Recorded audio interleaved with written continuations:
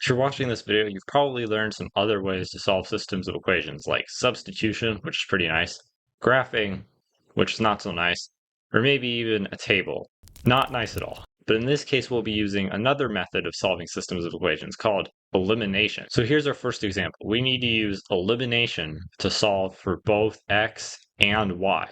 And we can do this because we have two letters and two equations. As long as you have the same amount of equations as letters, or if you have more equations than letters, you can solve it for any amount. Now, if you do already know how to do substitution, you may notice that this is a little bit hard to do with substitution because we would need to get a letter by itself.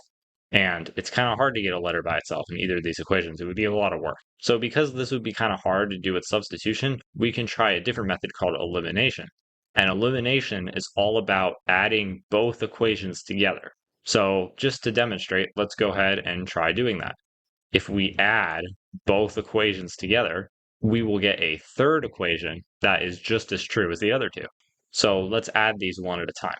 2x plus 2x is 4x because we had two x's and then added another two. In this case, we have minus 3y, and these signs are very important. Make sure you don't forget these for elimination. We have minus 3y plus 3y. Minus 3 and then plus 3 are just 0, so these actually cancel each other out. And here we have 13 plus 7, which is 20. So we now have a new equation, and there's a giant gap here, so I'll go ahead and smoosh this together. Our new equation is 4x equals 20.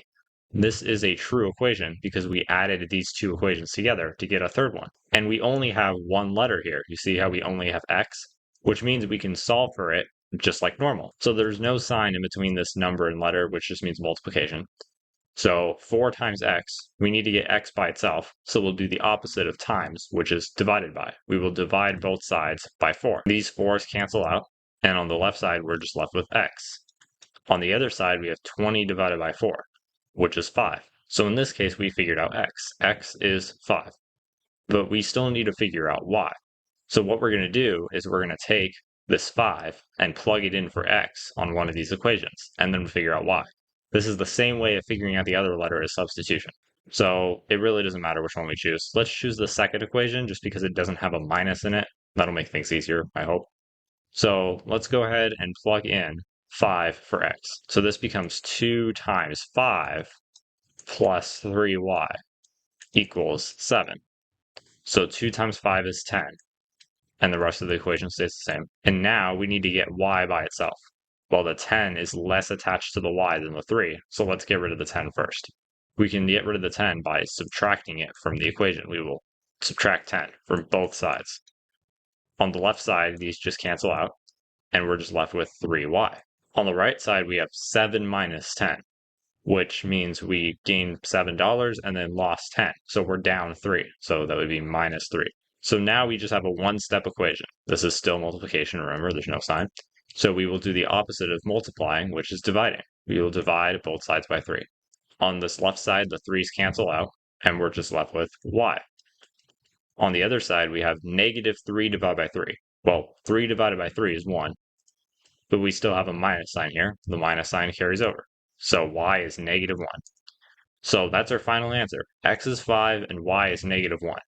Now, your teacher or professor may actually want you to write this as like coordinates on a graph. So in that case, remember x always comes first in coordinates on a graph. So it would be 5 comma negative 1. That could also be your answer. You could either just put x equals 5 and y equals negative 1, or you could write it like this. Either one is fine. Now, what about this problem? This one's a little weirder because if we were to add these together, neither letter would cancel out. So it seems like we wouldn't accomplish anything. So we need to do something to one equation to make it so that they would cancel each other out. If you want to try this yourself, I would challenge you to go ahead and pause the video and try to figure out how you can make one of the letters cancel out by doing something to one equation. Then go ahead and try to solve it yourself and then unpause the video and see how you did.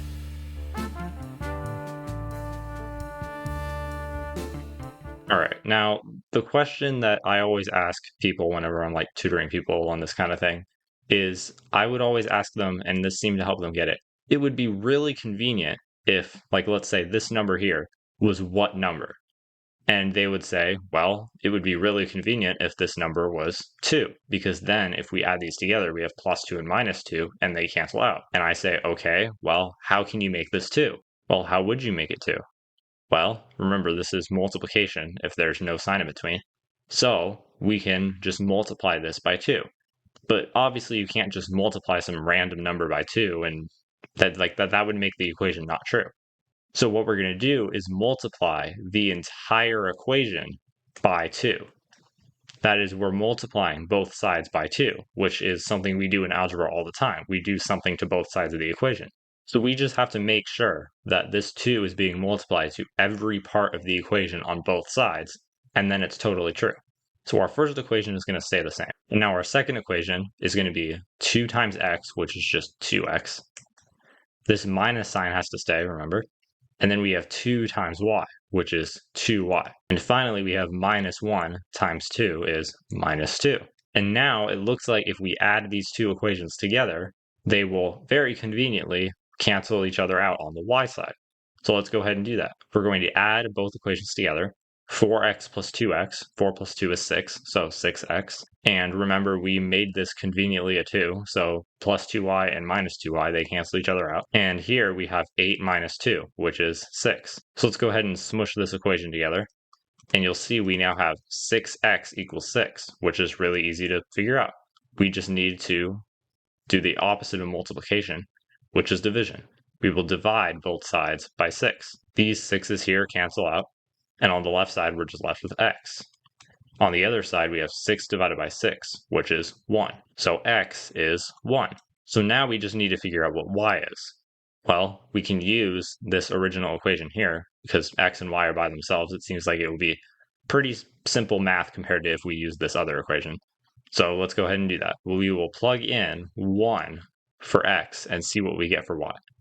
So instead of x minus y equals negative 1, this is going to be 1 minus y equals negative 1. So now we need to solve for y.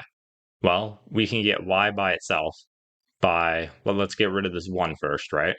This 1, we can get rid of it by subtracting it from the equation.